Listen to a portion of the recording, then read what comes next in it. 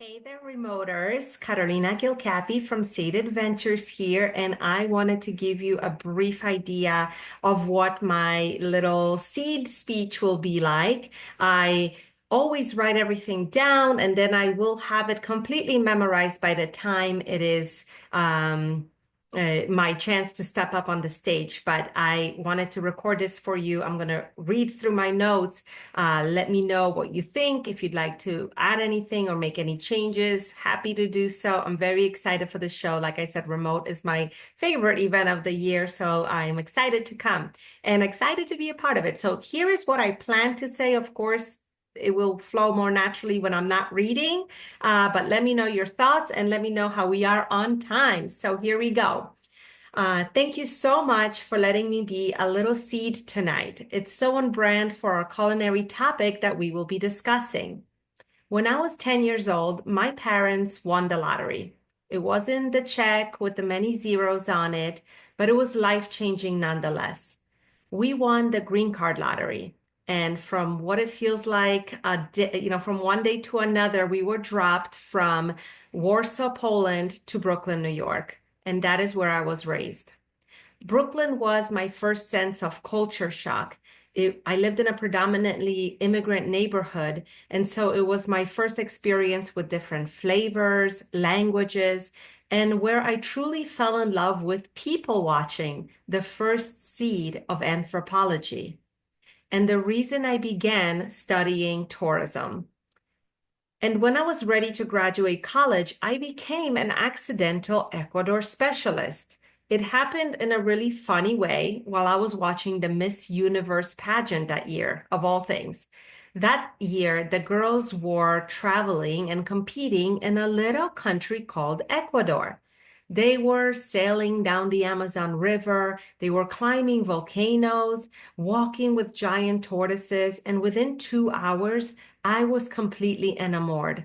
And I decided I'm gonna go there. And like most of the best decisions in my life, that spontaneous choice led me to who I am today.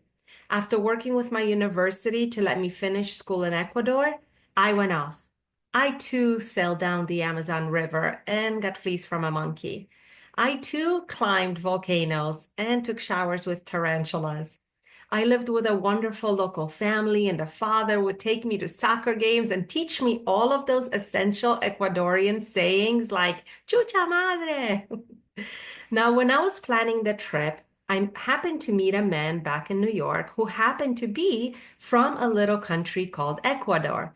And to this day, I never will know if I fell in love with Ecuador because I met Carlos, or if I fell in love with Carlos because Ecuador was so amazing and so therefore he had to be amazing. And side note, I did come home and marry him and have his babies, and we've been together for 20 years. And so I like to think that I won the lottery twice in my life now. But on that trip to Ecuador, what really changed my life is I soon realized that every memorable moment of my visit revolved around food. In the Amazon, my guide and I would go out in our dugout canoe, and he would climb up on the tree and bring down tropical fruit and teach me how to use the machete to open it. And I would sit in the boat eating it, and the juice would be dripping down my chin, and I felt so connected to where I was. And my Spanish teacher back in Quito, she would teach me by taking me to the markets and telling me all about the different foods and recipes and all the different spices. And then I try to be brave and I would eat the food that she would order. And that is where I learned the power of the pepper and that I need to order gringa spicy from now on. But it was a great lesson. And even my in my homestay, the mother was pregnant and she gave birth when I was living with them, and I got to prepare a soup for her and feed her and share in that really special moment for her. Food connects us all, and it doesn't matter if we don't understand each other's cultures or if we don't understand each other's languages. It is the one thing that we have in common. And so after Ecuador, I made it my life's mission to share the gems of Latin America with the world. And that's how Seed Adventures was eventually born, a place where we offer culinary anthropology. Anthropology is the study of human culture. And culinary anthropology is using food to do just that, study cultures up close and personal around the proverbial table. Sated, meaning completely satisfied. Now, even after 20 years, I still get the eyebrow from people. How is this Polish girl from Brooklyn schooling people about traveling to Latin America?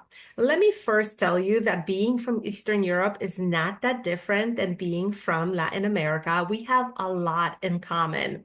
We love our Pope. We eat a lot of potatoes. We are all very family oriented, and Polish people can party with the best of my Latino brothers and sisters.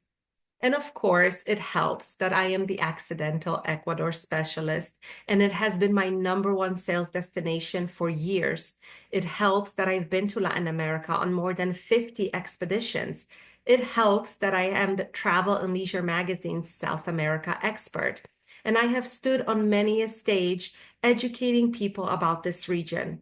I use what I learned in my university to take a dream of culinary anthropology and make it a thriving business.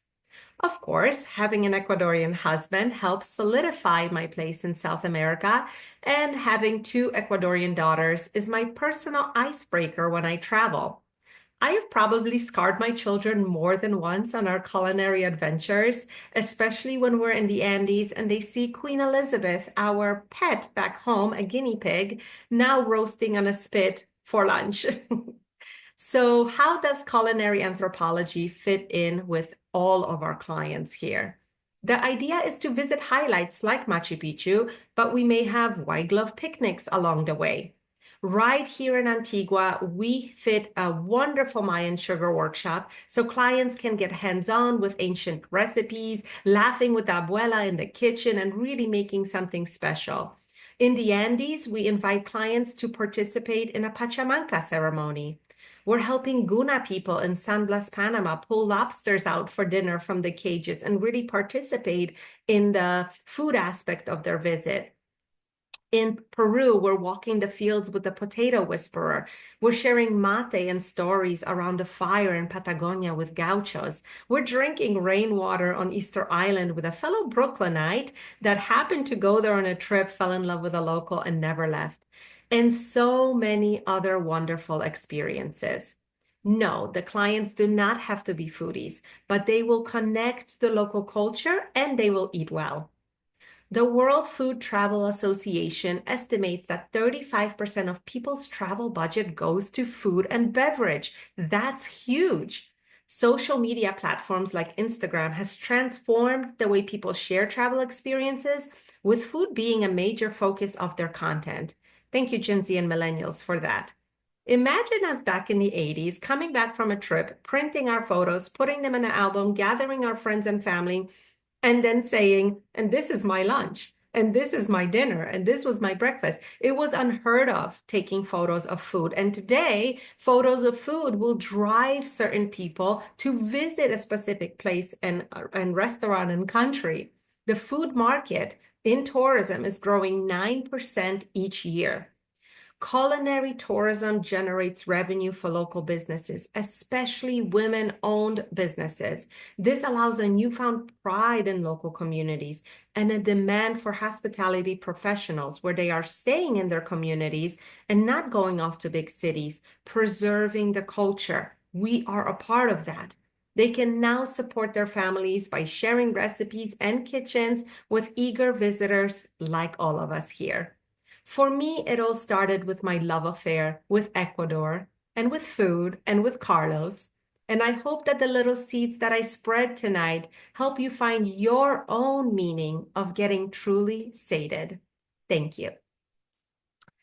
So that's what I plan to do. Let me know if there's any tweaks that you'd like me to do. I will have it all memorized and ready to go. I usually don't need any notes when I'm actually on the stage. I look forward to May and hearing from you. Take care, everybody.